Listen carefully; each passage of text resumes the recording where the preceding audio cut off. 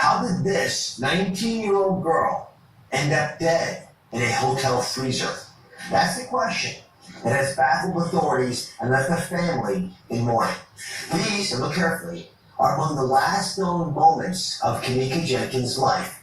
It's in the early morning hours in the Crown Plaza Hotel outside of Chicago. And Nancy Grace is here, and she is outraged. We're investigating Kenneka's autopsy report and the hotel surveillance footage.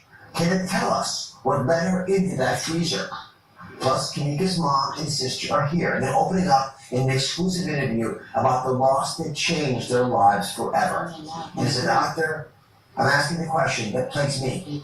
If she was found sooner, could she have survived? It's 11:30 p.m. September 9th, when 19-year-old Kenneka Jenkins leaves her home, telling her mom she's meeting friends to celebrate her new job at a local nursing home. It will be the last time her mother, Teresa, will see her alive. Kenneka and 3 friends arrive at the Crown Plaza O'Hare Hotel for a party where minors are being served alcohol. At 1:30 a.m., Kenneka speaks to her sister Lenore on her cell phone. Shortly after, she goes missing. It's after 4 a.m. when Kenneka's worried friends call her mother. They have her cell phone and car keys and are in Kenneka's car, but she is nowhere to be found. By 5 a.m., a distraught Teresa arrives at the hotel to search for her daughter, but the staff refuses to show her surveillance footage without a formal missing persons report. Teresa calls 911 in a parking lot, but it's late Saturday morning before Chicago police allow her to file a missing persons report. At 1:15 p.m. Saturday, the official search for Kenneka begins, only to end 11 hours later at 12:48 a.m. Sunday, when Kenneka is found in a vacant area of the hotel inside a walk-in freezer. She's dead. Protesters are gathering now for the 3rd day to take a stand with the victim and her family as they demand answers from police. Questions continue to swirl in the death of 19-year-old Kenneka Jenkins. The investigation prompts viral speculation as police scour hotel footage and online videos of Kenneka's last living hours. When they finally see the footage, shocking images trace Kenneka's last moments. Now, after puzzling autopsy results, the case still remains unsolved for her family as they seek answers and justice for Kenneka. Crime Online founder Nancy Grace joins us now. She is a tireless advocate for victims' rights. So let's get into this case. What puzzles you the most about it? You know, Dr. Ross, I hardly know where to start. Let's just look at this video, all right? Number one, when you have a bank of surveillance cameras, isn't there usually somebody sitting there and looking at it? I mean, why do you have a bank of security video? It's to stop incidents from happening. And another thing, like the most troubling thing, is the way her body was found, with her shirt pulled up over her bra and her pants pulled down over her pelvic bones. That's just not right. Let's get into that. These photographs, this is a breaking development, folks. It does raise the possibility of some foul play. So, the police just released these images. Whoa. The possibility. Dr. Oz, rest assured, if they found your body with your pants down and your shirt up, I would be on it. Okay? That's not right. Now, another thing that is very curious to me is she leaves her little group and she disappears. She's steady on her feet. Everything's fine. She's walking along. Then suddenly she reappears about an hour and a half, 2 hours later, and she can hardly walk. What happened? Yeah. And when I think about this mom and they find out their daughter's missing and they go to the hotel staff and they beg for help, they kicked them out of the hotel. They got such a runaround. It's very upsetting, Oz. It's upsetting for a lot of reasons. By the way, this is the autopsy report. Right? This is a doctor what I look at. The medical examiner, Cook County Medical Examiner, well-known office. They stand by their autopsy report. But there are parts of this puzzle that do not add up. There's one really important issue. She was seen on at least 4 hotel cameras. And there was allegedly a camera right above the freezer that she walked in. Oh, that's a big problem. Now how can it possibly be? We don't have that footage. It seems like it's the most obvious thing to look at. Because the camera that would have been trained on her going in the freezer, or who put her in the freezer, doesn't exist. I just find it all very odd. When something doesn't fit, that means you don't have all the facts. I know that for sure. So let me put my doctor's hat on for a second and try to unravel the parts of the puzzle that I do think we can put some information on. So the first is, could we have saved this girl's life? Being in the freezer for so long is a problem. And there's no question, she died from hypothermia, right? She could have died in Siberia. Those refrigerators are at 0 degrees, right? They're freezers. So the normal body temperature, come on over here, your temperature right now, hopefully, unless you've got a fever, is 98.6. Right? Now, that's what we're supposed to be. Your body will shut down in order to preserve itself as the temperatures begin to fall. Try to make sure it doesn't have a problem. So you get between 48 and 56 degrees, it all shuts down. Your breathing, meditation, everything. This is a catastrophe. Walk-in freezers have a temperature, they require to have a temperature of 0. So if you go from 98.6 to 0 and on the way there you'll hit this temperature. It is hard to say how long it took Kenneka to freeze to death. We don't know. Now, can I ask one other thing of you? You really worked at butt close being pulled off. So I looked into that. I don't know if this is what happened to her, but when you begin to freeze, your body shuts down, pulls all the blood back over the skin. But just before you die, there's this phenomenon called paradoxical undressing, where you actually, because the body can't protect itself, gives up, lets all the heat go out, and because you feel all of a sudden a surge of heat, like a hot flash, you begin to try to get your clothes up. Now you're disoriented, you can't do it right. We think it probably happens 1 in 3 times. So more than likely that's not what happened, but it's a possibility. I'm gonna just put it out there. Look, I hear what you're saying, but you add that to somebody slipping something in her drink, possibly. She's fine 1 minute, an hour later she can't even walk. She's all I can see. Shall I believe you in my lying eyes? I mean, I'm telling you, this isn't right. I don't care what happens. Paradoxical undressing. There could be something more sinister at play, and we just point out that we're going to bring the audience into when we come back, because this may be the biggest clue of all. But first, I want you to meet Kenneka's family, because they're here, and they're speaking out, and they're demanding answers. I'll be right back. We're back investigating the mysterious death of 19-year-old Kenneka Jenkins. She went missing during a hotel party for approximately 21 hours. You heard right, 21 hours, until she was found dead in the hotel's walk-in freezer. Kenneka's mother, Teresa, and her sister, Lenore, are here. They opened up exclusively about the day that changed their lives forever. I can only imagine how difficult this is for you. I'm going to show you, everybody, an image of your daughter. Okay.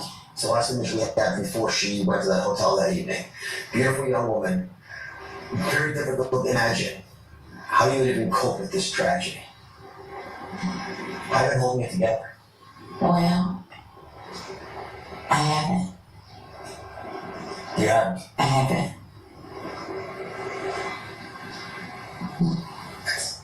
No, you're a big sister. Yes. There's all this gossip out there. Whenever there's a public event, that's what happens. Mm-hmm. What do you want people to know about who your sister really was? She was a great person. She was my backbone. She was my best friend. She was the reason why I had so much strength that I had from her and my mom. So can I ask you about that day? Yes. When did you guys first find out that Kenneka was missing? Okay, I was laying in the bed. I get a call at 4:34, which would be September 9th. So in the morning? In the morning. So you're automatically a little concerned because you're getting called at 4 in the morning. All Yes. parents are. Yes. I don't like getting called at 4 in the morning. Yes. Yes. Right. And what did you hear when you opened the phone? And it was from my daughter's friend. And I heard she said, "Ma, we can't find Kenneka." I said, "You can't find Kenneka?" I said, "Wait, please don't leave my baby." So say one more time. I want to be clear on this. Sorry. So you get called at 4 in the morning. And what's going on at the hotel? These girls are looking for their friend, right? Yeah. And they said the hotel wouldn't give them no help. And as they walked around looking for my sister, they said the hotel told them if they don't leave, they would call the police on them. They're trying to find a missing person, and they're being chased off the premises? Yes. So then what did you do? And I went to the hotel myself. And when I went up to the hotel, I had my daughter's picture in my phone. And I went to the front desk and I asked the manager there, I said, my daughter's friends woke me up and told me that my daughter, they lost her in this hotel. I said, can someone please look at the security cameras to see if they see my daughter? And she told me no. She stated to me that was police matters. They couldn't look themselves. I asked them, could they look themselves? The hotel itself, Crown Plaza. And she stated to me no.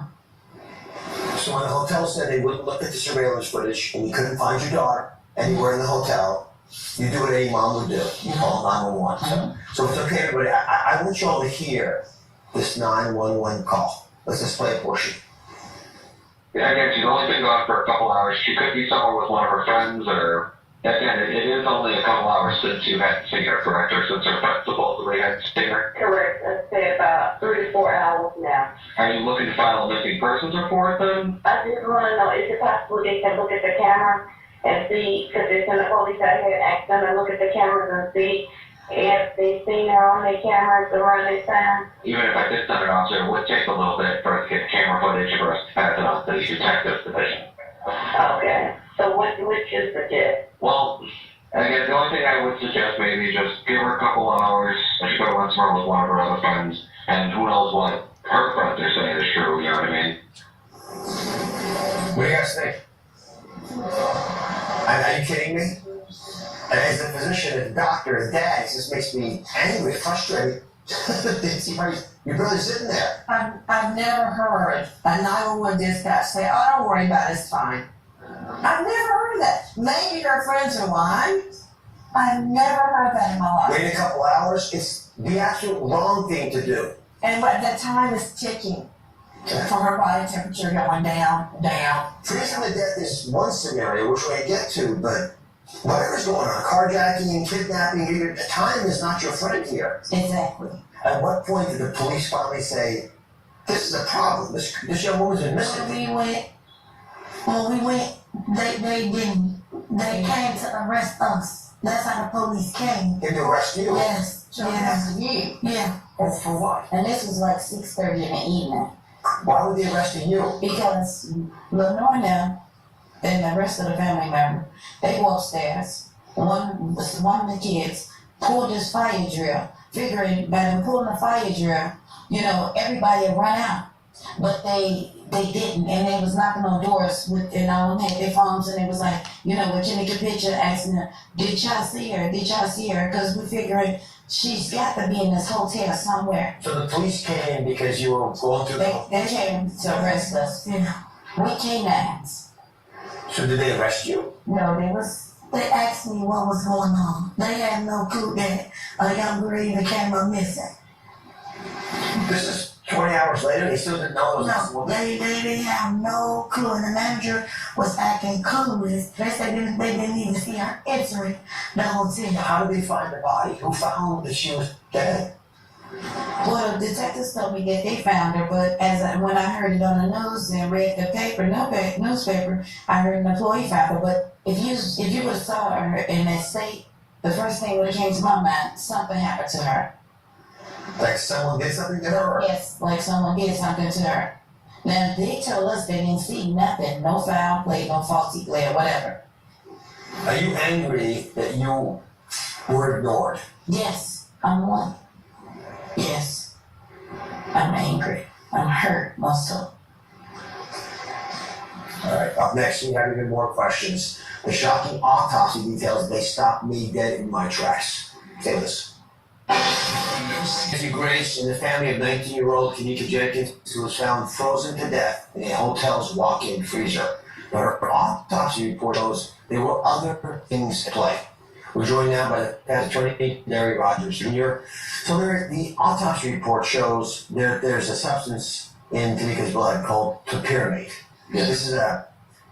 This is an anti-seizure medication. Why is this of interest to you? It's of interest to me because there's no evidence that she was ever prescribed the medication. Granted, she's a 19-year-old, but her mother knows her well. You can tell from the way she responded to the initial reports. that her daughter was missing. And it's bizarre, it caught me as well, because this is a drug you have to be prescribed, so how do you get a hold of it? So I looked into it a little bit, and just to be clear, Kenneka's blood level, her blood alcohol level, was 0.112.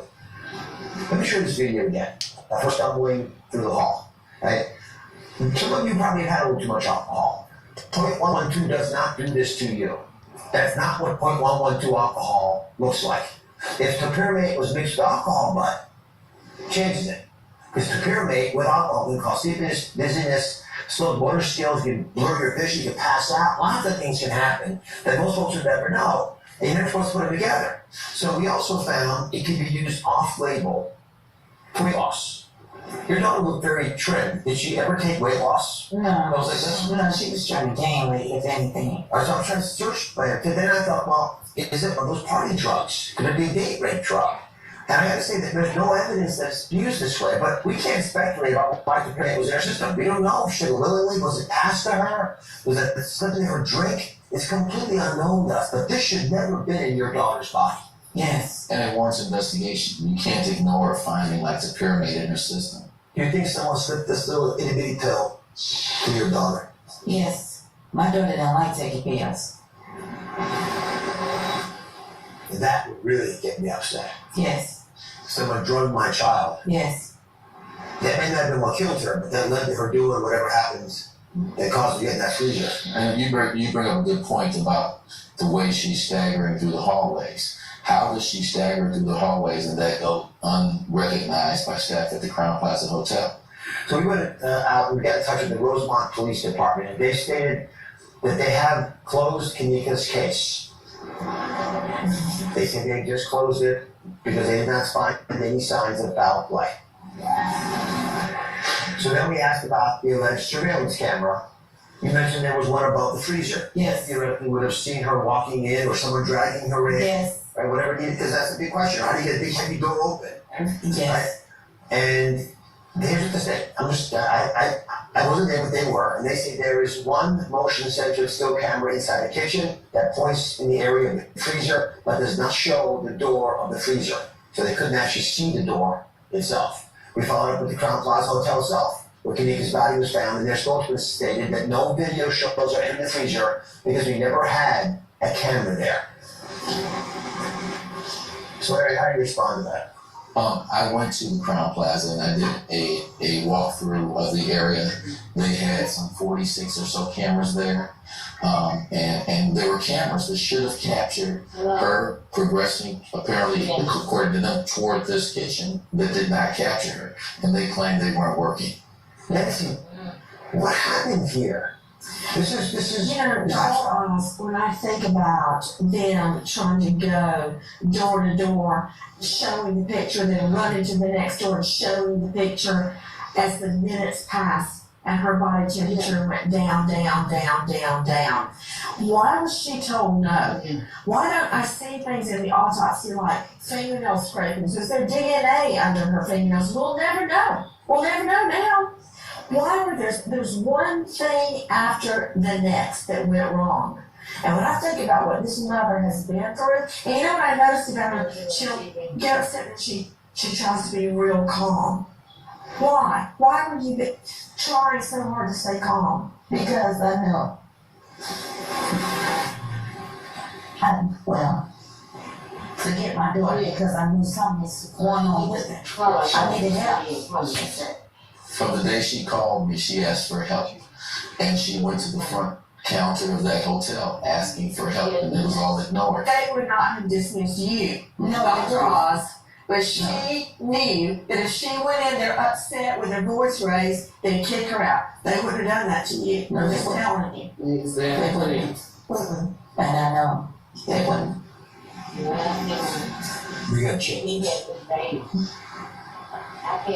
You can't be scared or intimidated when you're searching for your daughter and trying to save her life.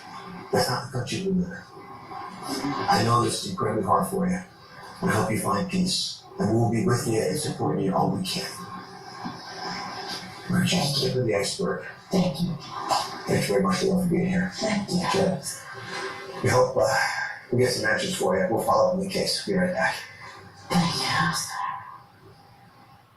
She was shot in the face.